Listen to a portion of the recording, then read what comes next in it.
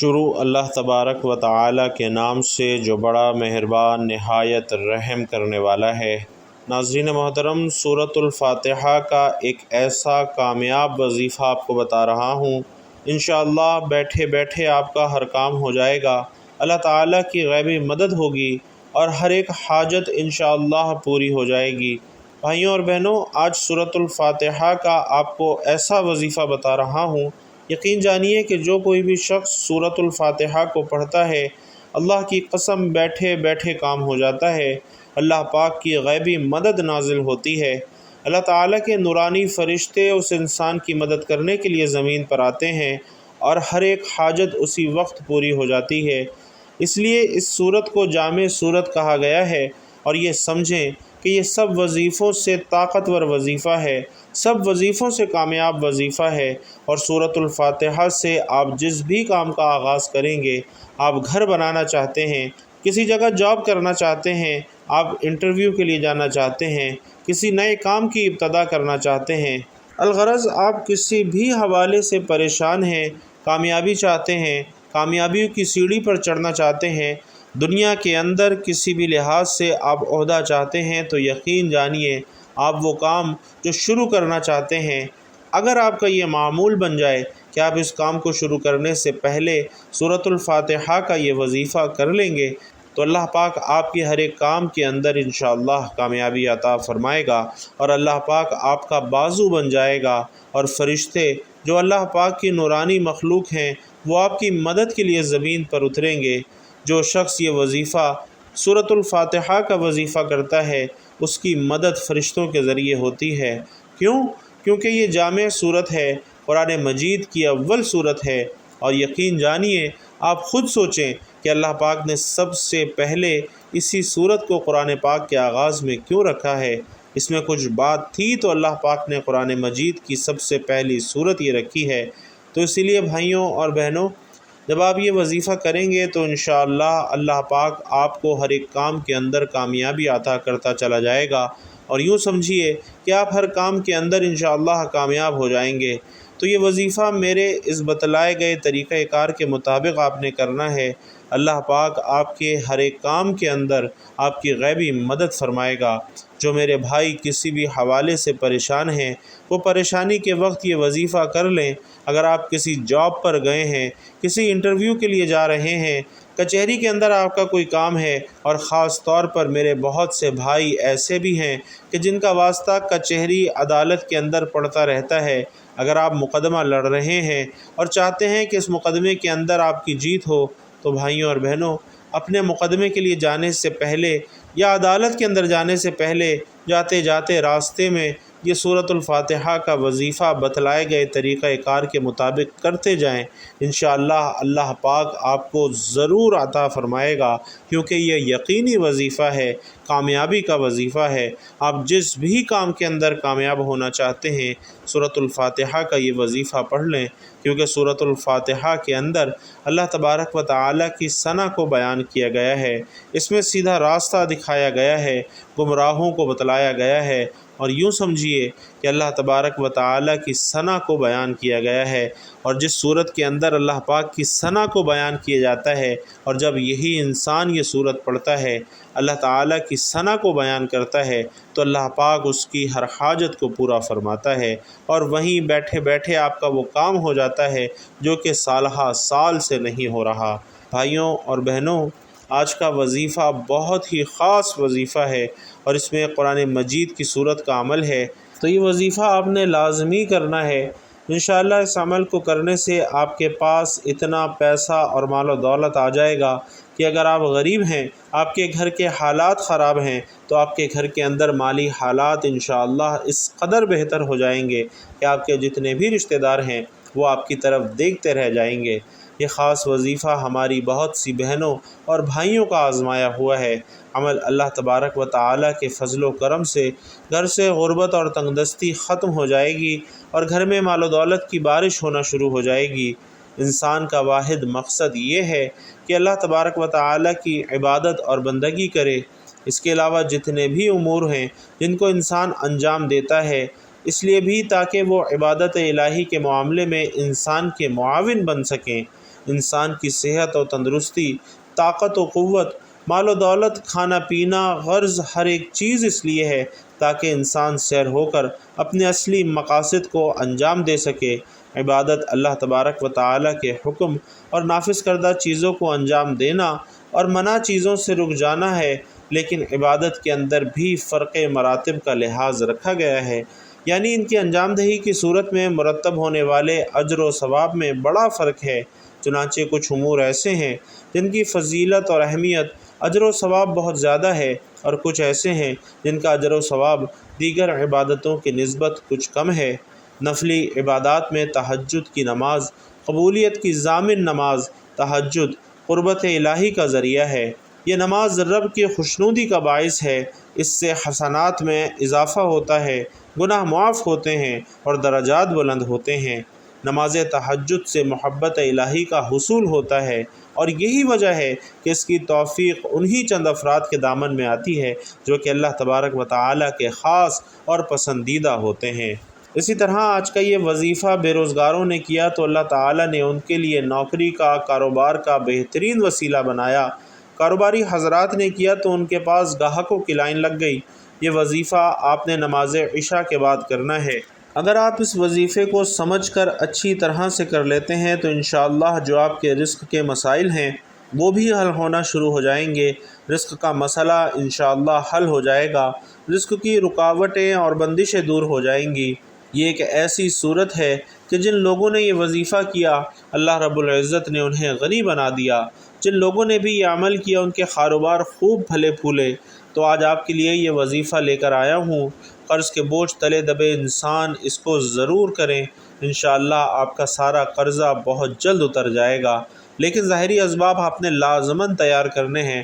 تو یہ وظیفہ ویسے تو آپ کسی بھی نماز کے بعد کر سکتے ہیں، لیکن نماز عشاء کے بعد کرتے ہیں تو یہ زیادہ بہتر ہے۔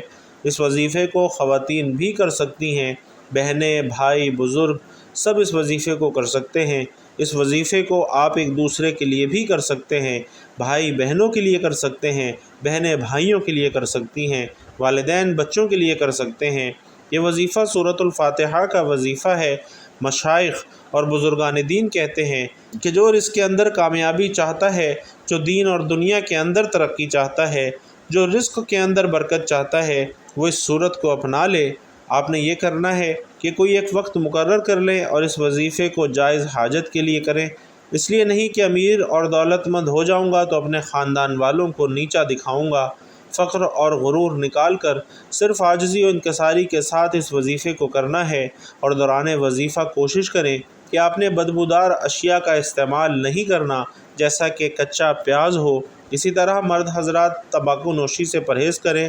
اس کے علاوہ حلال کا لقمہ کھائیں اور گناہ سے بچیں، حرام رزق سے دور رہیں۔ وظیفہ ختم ہونے کے بعد اللہ کی رضا کی خاطر کوئی میٹھی چیز بھی آپ نے تقسیم کرنی ہے۔ ناظرین، اس حقیقت سے تو کوئی بھی انسان انکار نہیں کر سکتا کہ دنیا میں ہر امیر، غریب، نیک، بد، ہر ایک کو قدرت کے قانون کے تحت غموں اور پریشانیوں سے کسی نہ کسی شکل میں واسطہ ضرور پڑتا ہے۔ اس کا سبب یہ ہے کہ یہ دنیا امتحان گاہ ہے، یہاں انسان آزمائش کے لیے بھیجا گیا ہے۔ اسے آزادی سے نیکی اور بدی کرنے کی قوت دی گئی ہے۔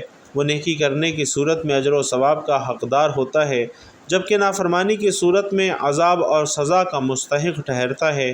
غربت و تنگدستی، عمارت اور خوشحالی بھی اس دنیا کے دارالعلوم، اس دنیا کے امتحان گاہ ہونے کا ایک حصہ ہے۔ یہاں دو قسم کے لوگ رہتے ہیں، ایک وہ جو آسودہ حالت اور دولت مند ہیں اور ہر قسم کی آسائش و آرام سے بہرہ ہیں، جبکہ دوسرے وہ جو غربت اور مفلوق الحال ہیں اور زندگی کی بنیادی ضروریات سے بھی اکثر محروم ہیں۔ ان کی زندگی انہیں دکھوں اور تکلیفوں سے لڑتے ہوئے گزر جاتی ہے۔ انسان کسی بھی گروہ سے تعلق رکھتا ہے، اسے دکھوں سے مفر نہیں ہے۔ یہ الگ بات کہ کسی کو کم اور کسی کو زیادہ دکھوں سے واسطہ پڑتا ہے، اور پھر اسے زندگی گزارنا ایک پہاڑ نظر آنے لگتی ہے۔ وہ چاہتا ہے کہ مصائب سے چھٹکارا حاصل کرے، اور وہ اس دکھ بھری دنیا کے سمندر میں کسی حقیر سے پانی کی طرح بہنے کے باوجود ہاتھ پاؤں بھی ضرور مارتا ہے، اور یہ کوشش کرتا رہتا ہے کہ کسی طرح غموں سے، دکھوں سے نجات پا لے، غموں کے بھنور سے باہر نکل آئے، لیکن وہ تب تک اپنی ہر پریشانی اور دکھوں سے نجات نہیں پاتا جب تک وہ اللہ اور اس کے پیارے رسول صلی اللہ علیہ وسلم کے بتائے ہوئے احکامات پر عمل نہ کرے۔ تو اسے چاہیے کہ وہ اللہ سے اپنے گناہوں کی کثرت کے ساتھ توبہ کرتا رہے اور اس بات پر یقین رکھے کہ وہ ضرور اس کی توبہ قبول کرے گا اور اس کی تمام پریشانیاں اور غموں کو اپنے فضل و کرم سے ضرور ختم کرے گا۔ تو ناظرین، ایک اور بات بتاتا چلوں کہ کوئی بھی وظیفہ شروع کرنے سے پہلے آپ نے درود پاک کا نذرانہ لازمی پیش کرنا ہوتا ہے۔ یہ درود پاک کا عمل اللہ پاک نے خود قرآن مجید کے اندر بیان فرمایا ہے، اور جس کی تفسیر میں آتا ہے کہ اللہ تبارک و تعالی فرماتا ہے کہ میں خود درود بھیجتا ہوں اپنے پیارے پیغمبر حضرت محمد مصطفیٰ صلی اللہ علیہ وسلم پر، اور میرے جتنے فرشتے ہیں، نوری مخلوق ہیں، یہ بھی سب مل کر نبی علیہ الصلاۃ والسلام پر درود پڑھتے ہیں۔ اللہ تعالیٰ فرماتا ہے کہ اے ایمان والو، تم بھی میرے نبی حضرت محمد مصطفیٰ صلی اللہ علیہ وسلم پر درود پڑھو۔ اور بھائیوں اور بہنوں، یہ میرے اللہ کا ہمیں واضح حکم ہے، اور یہ کام، یہ عمل اللہ کی ذات خود بھی کرتی ہے۔ قرآن پاک سورۃ الاحزاب میں ارشاد باری تعالیٰ ہے کہ بے شک اللہ اور اس کے فرشتے نبی پر درود بھیجتے ہیں، اے ایمان والو ان پر درود اور خوب سلام بھیجو۔ حضرت ابو طلحہ انصاری رضی اللہ تعالیٰ عنہ فرماتے ہیں کہ ایک دن حضور اکرم صلی اللہ علیہ وسلم تشریف لائے تو چہرہ اقدس پر بشاشت نمایاں تھی۔ ارشاد فرمایا کہ میرے پاس حضرت جبرائیل علیہ السلام آئے اور کہا کہ آپ کا رب عز و جل فرماتا ہے کہ آپ راضی نہیں کہ آپ کی امت میں جو کوئی آپ پر درود بھیجے میں اس پر 10 بار درود بھیجوں گا، اور آپ کی امت میں کوئی آپ پر سلام بھیجے تو میں اس پر 10 بار سلام بھیجوں گا۔ اسی طرح حضرت عبداللہ بن مسعود رضی اللہ تعالیٰ عنہ سے روایت ہے کہ حضور پرنور صلی اللہ علیہ وسلم نے ارشاد فرمایا کہ قیامت کے دن مجھ سے سب سے زیادہ وہ قریب ہوگا جس نے مجھ پر سب سے زیادہ درود بھیجا ہوگا۔ حضرت انس رضی اللہ تعالیٰ عنہ روایت بیان کرتے ہیں کہ حضور اقدس صلی اللہ علیہ وسلم نے فرمایا کہ جو مجھ پر ایک مرتبہ درود بھیجے اور وہ قبول ہو جائے تو اللہ تعالیٰ اس کے 80 برس کے گناہ مٹا دیتا ہے۔ اسی طرح حضرت عبداللہ بن عمر رضی اللہ تعالیٰ عنہ فرماتے ہیں کہ جو نبی کریم صلی اللہ علیہ وسلم پر ایک بار درود بھیجے تو اللہ تعالیٰ اس کے فرشتے اس پر 70 بار درود بھیجتے ہیں، اور اللہ نے اپنی پیاری مخلوق جو کہ نوری مخلوق ہے، جس میں جبرائیل علیہ السلام، میکائیل علیہ السلام، اسرافیل علیہ السلام، بے شک بے شمار فرشتے میرے اللہ کے ہیں، وہ سب میرے نبی علیہ الصلاۃ والسلام پر درود پڑھتے ہیں۔ تو اللہ رب العزت فرماتے ہیں کہ میں بھی، میرے تمام نوری فرشتے بھی، اور اب میں بندوں کو بھی حکم دے رہا ہوں کہ جو مجھ کو مانتے ہیں، جو میرے نبی پر ایمان لے کر آئے ہیں، ان کو بھی حکم دے رہا ہوں کہ یہ عمل تم بھی کرو۔ وہ عمل کون سا ہے؟ وہ عمل درود پاک پڑھنا ہے۔ اسی طرح درود شریف کے فضائل میں سے ایک اہم فضیلت یہ بھی ہے کہ درود شریف کے بغیر کوئی بھی دعا قبول نہیں ہوتی۔ سیدنا جابر بن عبداللہ رضی اللہ تعالیٰ عنہ سے روایت ہے کہ نبی پاک صلی اللہ علیہ وسلم منبر پر جلوہ افروز ہوئے، جب پہلی سیڑھی پر چڑھے تو فرمایا آمین، پھر دوسری پر چڑھے پھر فرمایا آمین، تیسری پر چڑھے پھر فرمایا آمین۔ صحابہ نے کہا اے اللہ کے رسول صلی اللہ علیہ وسلم، ہم نے 3 مرتبہ آپ کو آمین کہتے ہوئے سنا ہے۔ آپ صلی اللہ علیہ وسلم نے فرمایا کہ جب میں پہلی سیڑھی پر چڑھا تو جبرائیل امین میرے پاس آئے اور کہا بدبخت ہے وہ شخص جس نے رمضان کا مہینہ پایا پھر وہ گزر گیا لیکن اس کی بخشش نہ ہوئی، تو میں نے آمین کہا۔ جبرائیل علیہ السلام نے دوسری سیڑھی پر کہا کہ بد نصیب ہے وہ بندہ جس نے اپنے والدین یا دونوں میں سے ایک کو پایا اور انہوں نے اس کو جنت میں داخل نہ کروایا، تو میں نے کہا آمین۔ پھر تیسری سیڑھی پر کہا کہ کم بخت ہے وہ شخص جس کے سامنے آپ کا ذکر ہوا اور اس نے آپ پر درود نہ پڑھا، تو میں نے پھر کہا آمین۔ تو ناظرین، خود اندازہ لگائیے کہ کتنی سخت وعید ہے۔ ہم بھی بارہا حضور علیہ الصلاۃ والسلام کا نام لے رہے ہیں، آپ بھی درود پڑھنا مت بھولیے، اور ایک پیارا اور مختصر سا درود صلی اللہ علیہ وآلہ وسلم بھی کمنٹ باکس میں ضرور لکھ دیجئے۔ بھائیوں اور بہنوں، اللہ کا حکم ہے اور اللہ کے حکم کو لے کر آنے والے سارے فرشتوں کے سردار حضرت جبرائیل علیہ السلام ہیں، اور جس ہستی کے پاس وہ فرشتے آئے ہیں وہ سارے نبیوں کے امام ہیں۔ اب میرے نبی صلی اللہ علیہ وسلم آمین کہہ رہے ہیں، اور اللہ کا حکم ہے جبکہ جبرائیل لے کر آنے والے ہیں۔ تو اب اس بات کے اندر کوئی شک و شبہ باقی نہیں ہے کہ وہ دعائیں قبول ہو چکی ہیں۔ میرے بھائیوں اور بہنوں، نبی علیہ السلام پر درود پڑھنا عین عبادت ہے۔ دیکھو، اللہ نے 2 فرشتے مقرر کیے ہیں، ایک دائیں اور ایک بائیں، اور جب انسان درود پڑھتا ہے تو یہ دونوں فرشتے نیکیاں لکھنا شروع ہو جاتے ہیں۔ یہ واحد عمل ہے۔ کسی نے پوچھا کہ نیکیوں والے فرشتے کی تو سمجھ آتی ہے کہ وہ نیکیاں لکھے گا، جبکہ برائیوں والا کیا لکھتا ہے؟ تو آپ نے فرمایا کہ جب درود پاک پڑھا جاتا ہے تو وہ برائیاں مٹانا شروع کر دیتا ہے۔ تو اس لیے میرے نبی پاک صلی اللہ علیہ وسلم کی بڑی عزت اور شان اور وقار ہے۔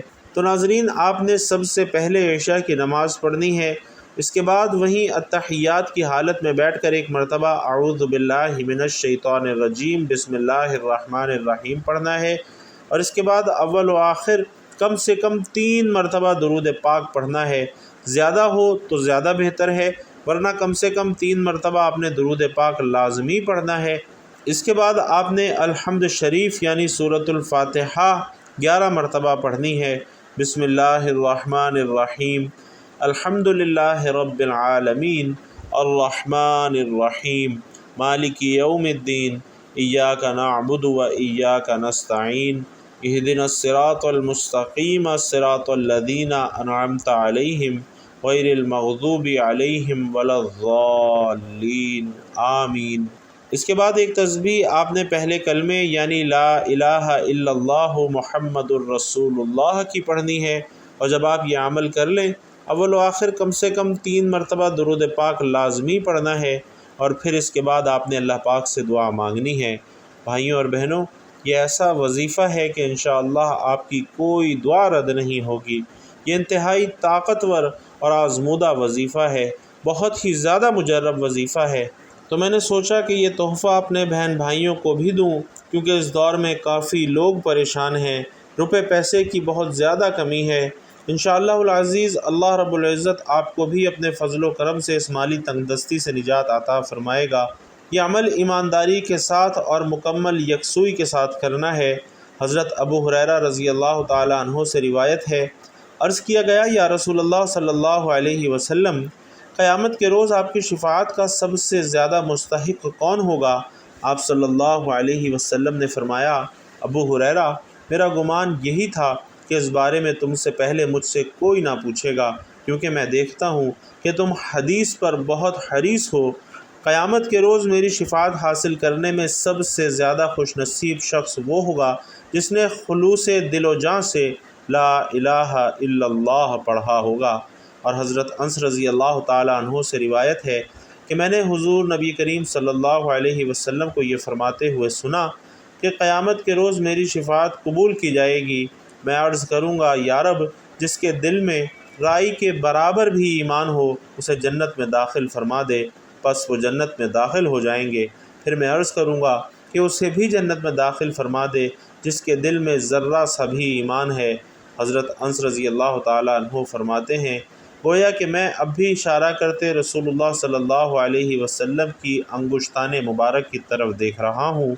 حضرت ابن عباس رضی اللہ تعالی عنہ سے روایت ہے کہ حضور نبی کریم صلی اللہ علیہ وسلم نے فرمایا کہ اہل ایمان میں سے ایک قوم اپنے گناہوں کے باعث جہنم میں داخل ہوگی، تو مشرکین ان سے کہیں گے، تمہیں تمہارے ایمان نے کوئی فائدہ نہیں دیا کہ تمہیں اور تمہیں ایک ہی جگہ عذاب دیا جا رہا ہے۔